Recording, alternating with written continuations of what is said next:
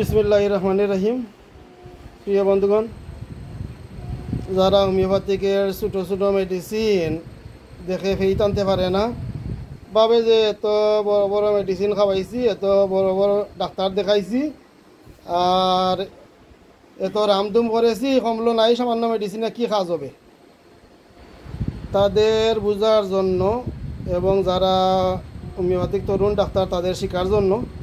তো এই বাচ্চাটির প্রথমে এই বাচ্চাটির চিকিৎসা করতেছি আজ থেকে ধরেন 15 দিন। হ্যাঁ, এই 15 দিনের ইতিহাস একটু দেখাই, কত পরিবর্তন। আচ্ছা, প্রথম এই যে ওগুলা প্রথম বাইর হয়েছিল না এলোপ্যাথি কোর্টটা যাওয়ার আগে, এর আগে তাদের গোপালনগর হসপিটাল হয়েছে কিতার লাগিয়া এটার লাগে। আচ্ছা, এই সমস্যার লাগে।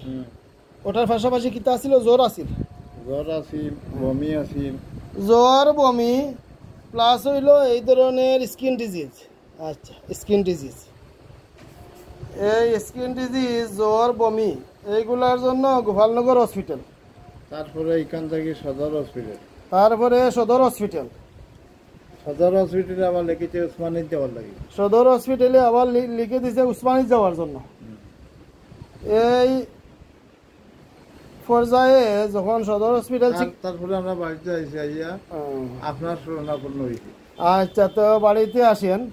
তো যখন সদর হসপিটালে চিকিৎসা করে তখন বাচ্চা একদম নিস্তেজ হয়ে গেছিল। হ্যাঁ, বাচ্চা একদম নিস্তেজ হয়ে গেছিল, এই বসতে পারে না, কথা বলতে পারে না, খাইতে পারে না, একদম নিস্তেজ।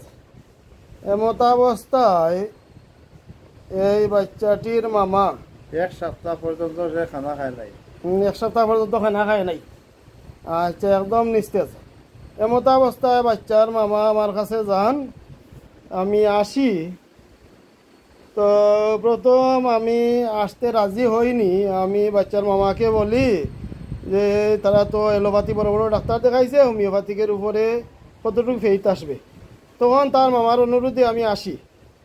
আমি আসিয়া বাচ্চার যে অবস্থা আগে বর্ণনা করেছি সেটাই দেখি।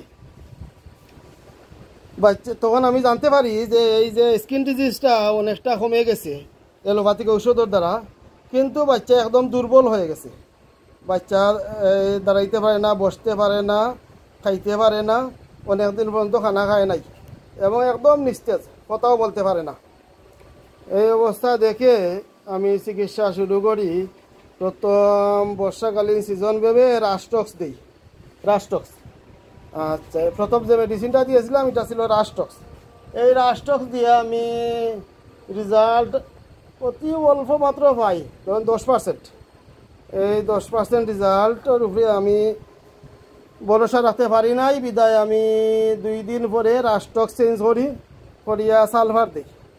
আচ্ছা, সালফার মেডিসিনে আরও ধরেন প্রায় আরও 30-40% রেজাল্টে অনেক পরিবর্তন হয়, অনেক পরিবর্তনের পরে যখন দেখি আর সালফারে উন্নতি হচ্ছে না, তখন আমি আবার রুগীলিপি করি এবং যেটা ভাই রুগী শীতকাতর। আচ্ছা, এই রুগী শীতকাতর এবং স্কিন ডিজিজ সাফা, এই 2টি মেডিসিন আমাকে সুরিনামের দিকে আকৃষ্ট করে। এবং আমি আরও যেটা এই লক্ষ্য করি, সালফার মেডিসিনের অসম্পূর্ণ কাজ সম্পূর্ণ করার জন্য সালফারের অনুপূরক হিসাবে, সাহায্যকারী হিসাবে প্রতিটা রাইটারই ঘোষণা করেছেন যে সুরিনাম খুবই ভালো মেডিসিন। সালফার যখন কিছু কাজ করে আর কভার করতে পারে না, তখন সুরিনাম তার বাকি অসম্পূর্ণ কাজটা সম্পূর্ণ করে। এইটা ভেবে আমি সুরিনাম দেই 200। অনেক পরিবর্তন হয়। অনেক পরিবর্তন হওয়ার পরে এই যখন এই পর্যায়ে প্রায় 5-6 দিন গেছে সুরিনাম দেওয়া পরে, 5-6 দিন পরে তখন থেকে আর রেজাল্ট হচ্ছে না, তখন সুরিনাম 50 ml ACML 2 দেই। আচ্ছা, এই 50 ml ACML 2 দেই এই যে স্কিন ডিজিজ ওগুলার জন্য। প্লাস হইল বাচ্চার অন্ডকোষে একটা প্রবলেম ছিল, অন্ডকোষটা ফুলিয়া বড় হয়ে গেছিল। হ্যাঁ, এই অবস্থার জন্য। তো অন্ডকোষের প্রবলেমটা পুরাপুরি সলভ হয়ে গেছে। অন্ডকোষের যে ফুলা আছে এটা কমে গেছে না, এখন তো এটা নাই। আচ্ছা, এই প্রবলেমটা নাই, কিন্তু এই স্কিন ডিজিজ এই পর্যায়ে আছে এবং বাচ্চা বর্তমানে আলহামদুলিল্লাহ খানাও খাচ্ছে, হাঁটতেও পারছে, কথাও বলতে পারছে। আর দেখি একটু আটকে দেখাবো, সামান্য একটু আট।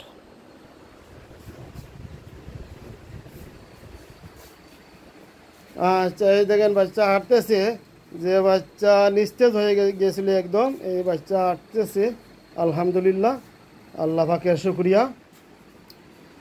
তো দেখো তুমি আগরছে আরাম পাইছো? হ্যাঁ, আরাম পাইছো। আচ্ছা ঠিক আছে, এখন বাকিগুলাও ধীরে ধীরে কমে যাব ইনশাআল্লাহ। এখন তোমারও ফাওয়ারিগুলা চুলকায় নি? হ্যাঁ, চুলকায়, বেশি চুলকায় না হালকা? বেশি চুলকায়। আচ্ছা, পায়ের স্কিন ডিজিজে চুলকাইতেছে আর সুরিনাম চলছে, সুরিনামই চলবে, সুরিনামের সিমটম, তার সাথে আরও কিছু মেডিসিন দিব। বাচ্চা দাঁত কাটে, ঘুমাইলে দাঁত কাটে বেশি। আর কিতা পেটো বেদনা কইলা না? পেটো বেদনা নি?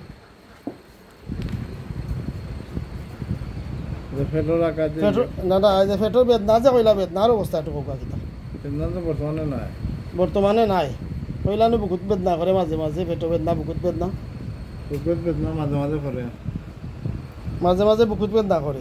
আর পেটো চাপ দিলে বেদনা করে, চাপ দিলে ব্যথা করে। আর দাঁত কাটে বেশি না কিতা? ঘুমাইলে দাঁত কাটে। ঘুমাইলে দাঁত বেশি কাটে। মলদারও চুলকায় নি? চুলকায়, মলদার চুলকায়, মলদার চুলকায়, দাঁত কাটে বেশি। আর খাওয়ার রুচি কেমন আছে? এখন বর্তমানে আছে মোটামুটি। মোটামুটি আলহামদুলিল্লাহ ভালোই আছে। তো বন্ধুগণ, এখন সুরিনাম চলবে, সুরিনামের সিমটম, সুরিনামে এ পর্যন্ত আলহামদুলিল্লাহ 80% রেজাল্ট হয়েছে, বাকিগুলাও ধীরে ধীরে সেরে যাবে। তো মধ্যবর্তী সময়ে কয়েক ডোজ চিনা দিতে হবে, এই যে দাঁত কাটে বেশি এবং মলদার চুলকায়, এইটার জন্য কয়েক ডোজ চিনা দিতে হবে। তো সবাই ভালো থাকেন, আসসালামু আলাইকুম।